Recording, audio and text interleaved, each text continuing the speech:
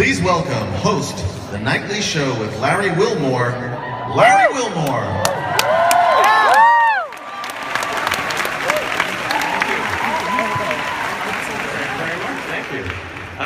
Thank you. It's so nice to be here.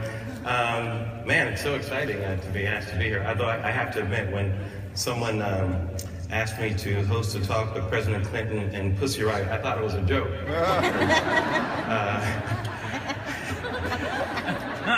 And I'd like to formally apologize to the Clinton Foundation for the 5 jokes I immediately ran off.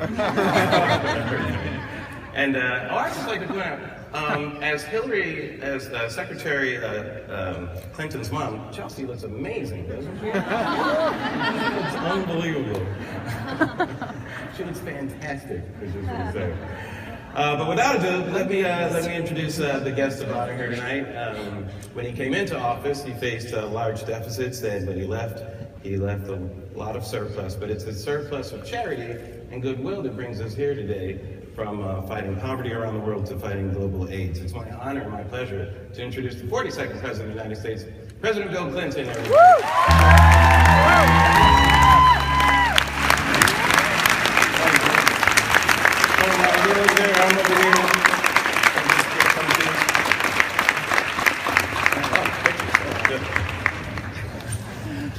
Nice, huh? Yeah, thanks for doing this. Yeah, it's my pleasure, believe me. Okay, I want to get the controversial thing out of the way first. I want to ask you about that. There's been some talk about the foundation receiving some money from places. I think it was, let's see, Saudi Arabia, ISIS, Al-Qaeda, places like that. What's the deal with that? And if any of that money is going back, how can a brother get a piece of that action? Clear all of that up. We do get money from other countries, and some of them are in the Middle East. And the money that we raised in the last couple of years for an endowment, so all these programs will run forever, even when I get to the point where I can't raise the money every year, are from people that have helped us before. And I think it's a good thing. For example, the UAE gave us money. Do we agree with everything they do? No, but they're helping us fight ISIS. Mm-hmm. And they built a great university with NYU, open to people around the world, and they've helped us support the work that this foundation does. Same thing is true that we just had this, Hillary and Chelsea just up here talking about women and girls. Do I agree with all the foreign policy of Saudi Arabia? No. But I think it's pretty impressive that the recent king who just died built the first co-educational institution in Saudi Arabia, and that they have more women than men in colleges. So what you find is that you got to decide when you do this work, sure, whether it'll do more good than harm if someone helps you from another country. But those countries that I've been criticized for include the United Kingdom, Norway, Sweden, the postcode lottery. The Germans came to me and wanted to participate in our agricultural efforts in Malawi because the first 20,000 farmers that we helped increase their incomes in 1 year, 576%. So I think it's worth getting support for that. If we could do that all over the world, and smallholder farmers would be able to feed their own people and begin to export, and we wouldn't have them thrown off the land.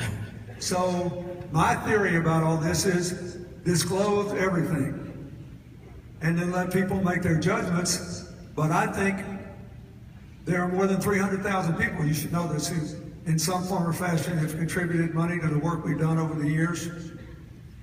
And I believe we've done a lot more good than harm. Great. And I believe this is a good thing. And so I'm going to tell you who gave us money, and you can make your own decisions. Make it your mind after that. If you look out here, we have people here, students here from 80 different countries. We live in a small world where all the borders look more like nets than walls. And if we can use money to bring people together instead of tear them apart, to build them up instead of pull them down. And it's nice to make a distinction between politics and something for the better good also, right?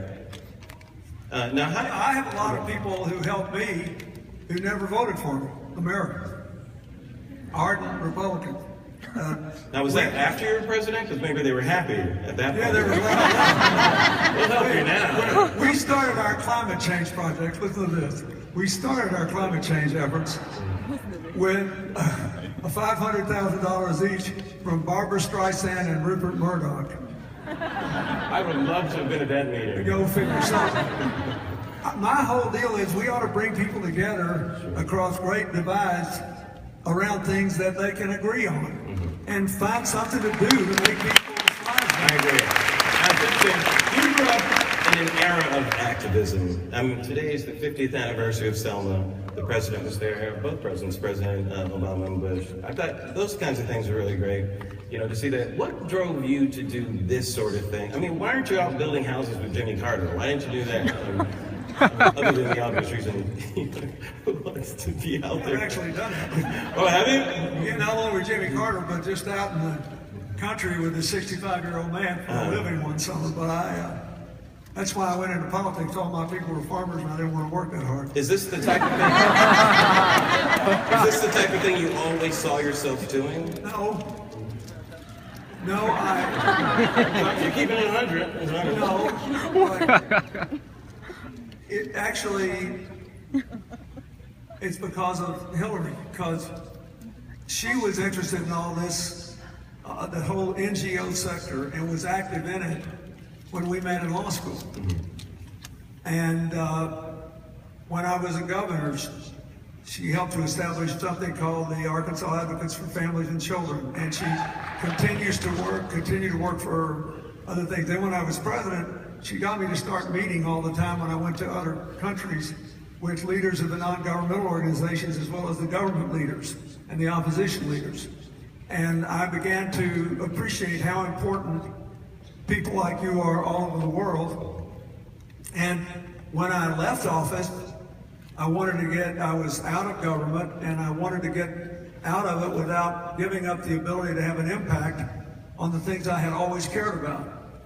So I set up this foundation to do that, and it has become my life. It's kind of interesting. When she was a Secretary of State and a senator, I thought it was ironic that her whole life she spent in the non-governmental movement, and I was in politics, and all of a sudden we were changing partners.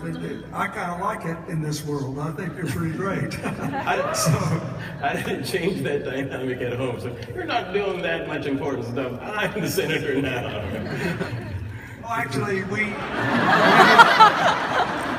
Who was making the coffee in the morning at that point? Okay, there you go. I got compliment on my coffee just this week. Small victories. No, but it's not really an either or. I mean, I'm really proud of the work she did in public service. I'm proud of the work I did in politics. I liked it. But I love this because, for example, as compared with being president, you have less power, but you can have more impact on discrete things, and you can get down to the grassroots in a way that's very difficult to do. It really does matter what the national policies are. It really does matter what countries do together. It matters if we reach an agreement on climate change and keep it. And all that matters a lot. But for all of us who are not in positions of political authority, the whole virtue of citizen activism is that you stop making excuses for not doing something just because you can't do everything. And if you look at what technology has done, what the internet has done, there are enough people in this room to move the world. If everybody's interested in doing the same thing, and we create a forum where we can all build on our strengths and bring our ideas to the table, we can crowdfund it. One of the things I'm proudest about is thanks to our university network, we got about $900,000 this year to help finance a lot of these commitments that were made here at CGI.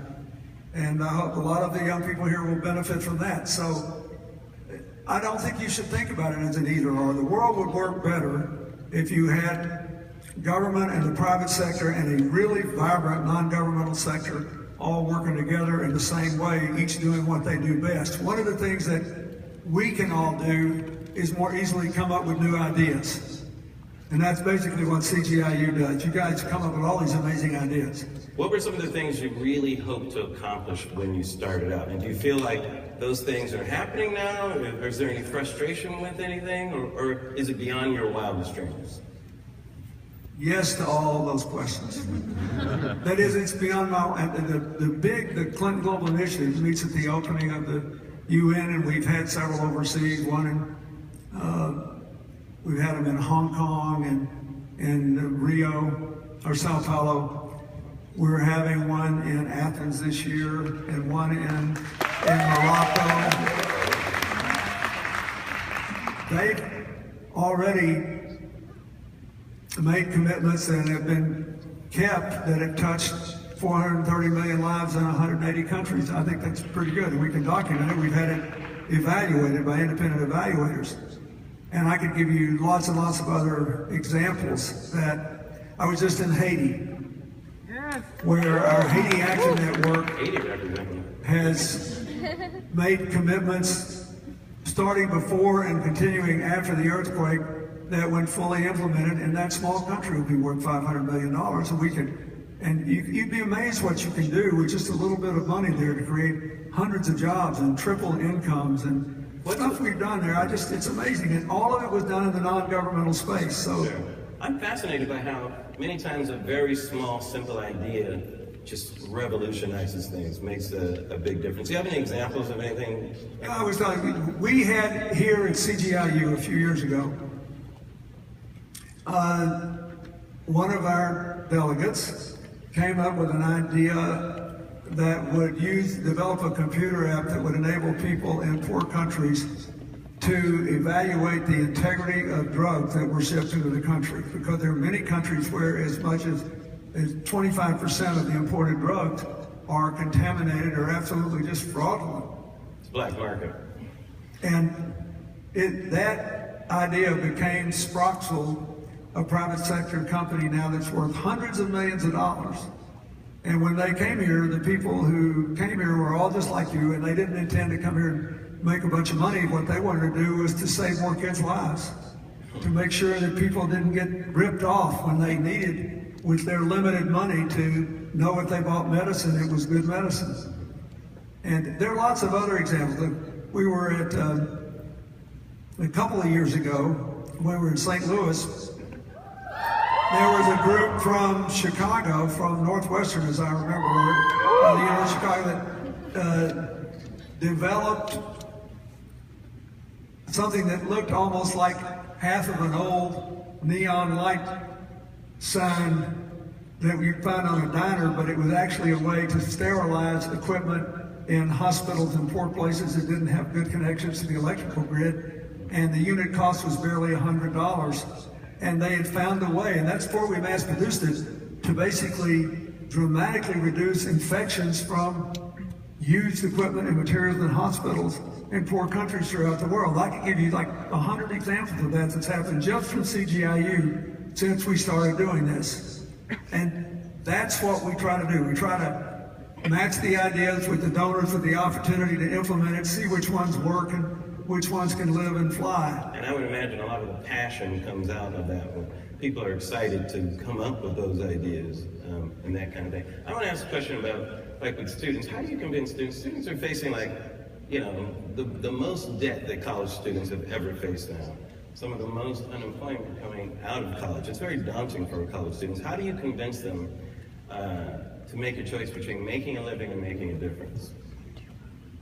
Well, first of all, and can they at least get minimum wage to make a difference? Right? First of all, they can make a difference and make a living. And I think we'll come back to the debt. Let's assume you finish, you get your degree, whatever. You can make a difference and make a living by taking a job in which you're involved in a social enterprise, or you become a social entrepreneur. Or you can take a job in which you're not involved in a social enterprise, but you are on the side. And you do it on the weekends or at night or or you do it over the internet with like-minded people. There are lots of ways to do this. The great thing about new technology is you could be part of crowdfunding something you believe in half a world away. with CrowdRise or Kiva or lots of the other websites. It's not an either-or choice. You know, what I've tried to say to young people at every one of these things we've done is that whether you go into business or academia or professional athletics or you name it, everybody should take some time or some modest amount of money, something, to be a private citizen trying to do public good. Because the strongest societies are those that have functional, capable, honest government, thriving private economies, and strong non-governmental sectors. That's the best way to solve this. In the absence of the first two, you need the NGO movement even more. So that's what I'd say. Now on the debt, what I think is going to happen is that we'll have to have more and more and more people who finance their debt with income contingent loans. We started that when I was president. President Obama has dramatically expanded it. There's a move to continue to do that. We should never have anybody drop out of college because they're afraid they can't pay their debt. And if you limited it to a certain fixed percentage of disposable income, no one would ever have to drop out. You should also know that the people most likely to default on their college debt are not those who owe the most money. Actually, the biggest default rates are among people who owe 10 to 20,000 who got so discouraged they thought they could never pay their loans back, so they dropped out. So stay. It's still a good investment. Stay and make a difference. Yes. Well, I want to thank President Clinton. We're going to wrap this and move to the panel discussion and open this up a little bit more. So let's give the President a nice round of applause before we move on.